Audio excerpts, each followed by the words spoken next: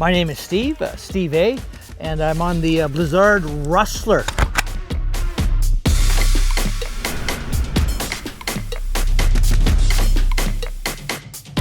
Never been a big fan of a wider ski, but this one is changing my mind for sure. I did a lot of bumps, deep bumps in some soft snow, and they were responsive, easy to ski, and super fun. Then I took some on the hard, and they were amazingly stable at higher speeds and longer arcs.